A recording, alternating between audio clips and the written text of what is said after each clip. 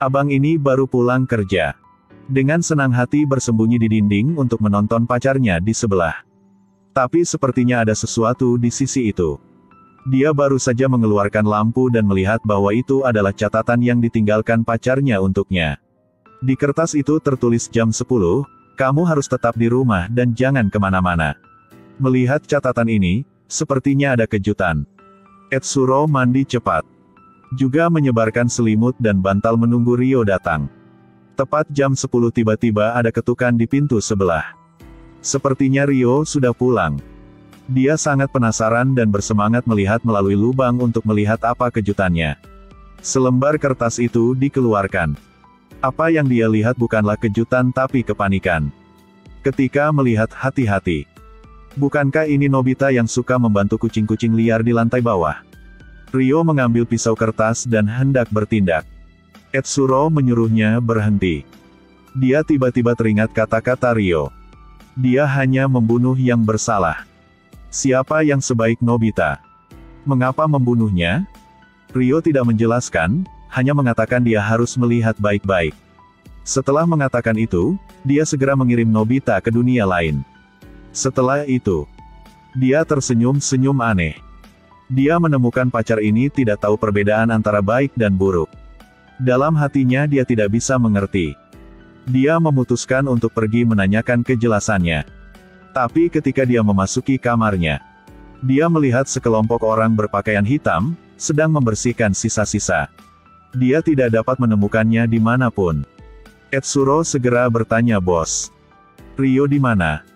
Mengapa dia membunuh Nobita?" Gadis ini menghormatinya karena menjadi pacar seorang pembunuh Ryo. Setuju untuk mengatakan yang sebenarnya padanya. Lalu bawa dia ke kamar Nobita. Lihat semua jenis alat kejahatan di dalam ruangan. Baru sekarang Etsuro tahu. Nobita terlihat baik hati. Tapi dia sebenarnya cabul dan penyalahguna kucing. Memang benar bahwa tidak dapat mengetahui apa yang ada di dalam dengan melihat tidaan di luar. Pada saat ini, dia juga menyadari bahwa dia salah paham tentang Ryo. Gadis ini menyuruhnya untuk tidak sedih. Bagaimanapun, dia harus mati cepat atau lambat. Karena Ryo selain membunuh orang, dia tidak akan berteman dengan siapapun. Belum pernah ada pengecualian. Setelah melalui ini, dia merasa terlalu takut dan bersembunyi di dalam rumah, tidak berani membuka pintu. Tepat pada saat ini, di jendela sepertinya ada sosok yang berjalan masuk. Semakin dekat, membuatnya takut setengah mati. Buka tirai untuk melihat, itu Ryo. Dia sangat takut sehingga dia berkeringat dingin. Dia penasaran bertanya pada Ryo. Apakah kamu terbang dari balkon ke sini? Itu benar karena kamu tidak membukakan pintu untukku. Dia menggunakan alasan bahwa dia tidak enak badan, untuk membela diri.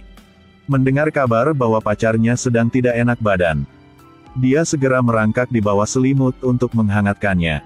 Etsuro ingat pembunuhan cepat pacarnya. Terlalu takut jadi mengambil bantal untuk memisahkan di tengah. Katakan padanya untuk jangan terlalu dekat dengannya. Ryo tidak mengerti kenapa pacarnya menghindarinya seperti itu. Etsuro bangkit. Dia dengan keras mengatakan alasannya. Membunuh itu salah. Bahkan jika dia bersalah, dia harus dihukum oleh hukum. Ryo memprotes dengan mengatakan, "Tidak ada keadilan di tempat ini. Jika aku tidak bertindak, orang jahat akan menjadi orang tua." Keesokan harinya, adik Nobita datang untuk mencari Nobita. Etsuro tidak tahu bagaimana menjawabnya. Karena kakaknya sudah meninggal. Pada saat ini, Ryo berdiri di lantai 2 dan menatap mereka. Tatapannya menunjukkan bahwa dia sedang cemburu. Setelah mengetahui bahwa Haruko datang untuk mencari kakaknya, dia bisa menghela nafas lega. Lalu tersenyum dan mengundang Haruko ke ruang bermain. Dia tahu prinsip pembunuhan Ryo. Buru-buru mengusir Haruko pergi. Sebulan kemudian, Naruto sekali lagi pergi mencari kakaknya. Kali ini dia juga meminta sang induk semang untuk membantunya membuka pintu kamar kakaknya. Ingin memeriksa apakah kakaknya ada di dalam atau tidak. Dia berpikir bahwa, setelah mereka melihat adegan pelecehan kucing, dia akan berteriak. Tapi kejutannya adalah mereka tidak melakukan itu. Etsuro juga masuk. Ruangan menjadi rapi dan tidak ada yang tidak beres. Pemilik juga melihat papan rencana perjalanan di dinding. Haruko melihat papan rencana perjalanan itu. Pikir kakaknya telah pergi berwisata. Lagi pula, apa ini? Ketika Etsuro makan dengan Ryo, tahu bahwa dia mengirim seseorang untuk menangani tempat itu sebelumnya. Hidup dengan pacar adalah pembunuh. Tidak lama kemudian, Etsuro telah dalam bahaya. Di bar, Ryo dikelilingi oleh sekelompok gangster. Mereka tidak memaksa Ryo untuk minum bersama. Mereka mengundang Ryo untuk bergabung dengan faksi mereka. Bantu mereka berurusan lawan mereka. Karena bos geng ini mengenal Ryo sebagai pembunuh tanpa berkedip.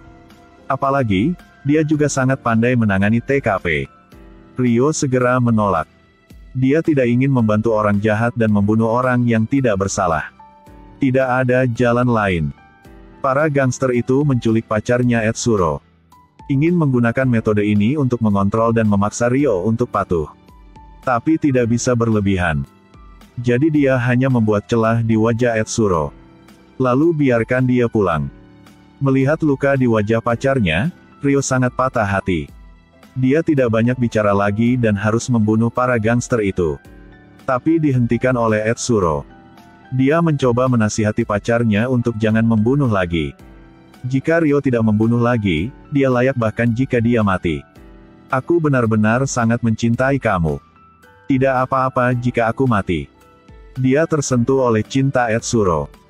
Jadi untuk sementara setuju dengannya. Tapi serigala tidak pernah menuruti domba. Hanya beberapa hari kemudian, dia mengetahui bahwa Ryo membunuh orang lain di ruangan itu lagi.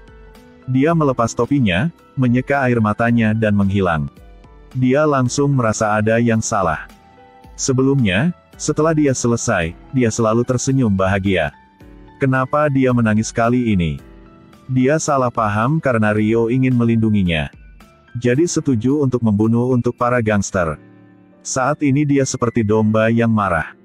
Dia mengambil pisau kertas dan menyerbu ke bar di malam hari. Mempertaruhkan nyawanya untuk melawan serigala jahat. Hasilnya mudah ditebak. Beberapa saat kemudian, dia dipukuli hingga pingsan oleh sekelompok preman. Ketika dia akan dibunuh oleh bos gangster, tiba-tiba mati lampu. Diikuti oleh bom asap yang menggelinding ke dalam. Hanya dalam sekejap, puluhan preman semuanya jatuh. Etsuro mengangkat kepalanya untuk melihat. Ryo memakai jas hujan dan datang ke sini.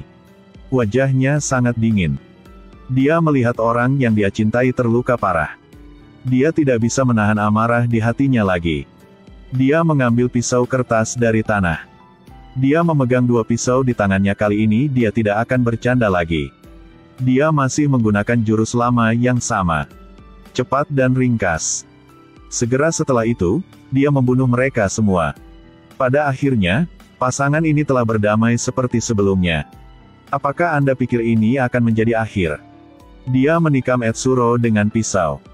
Kali ini Ryo tersenyum dan berkata, "Aku selalu ingin membunuh orang yang aku cintai. Sekarang aku mengerti perasaan ini. Gadis itu serigala, laki-laki itu domba. Sekarang aku mengerti perasaan ini. Gadis itu serigala, laki-laki itu domba."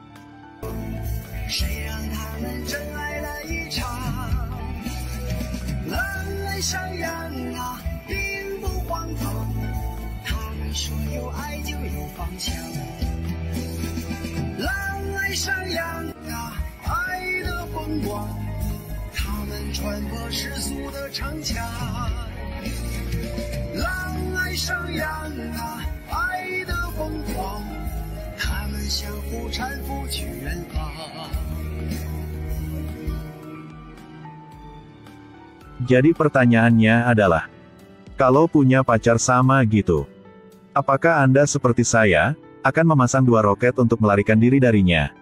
Film hari ini berakhir di sini, sampai jumpa lagi ya.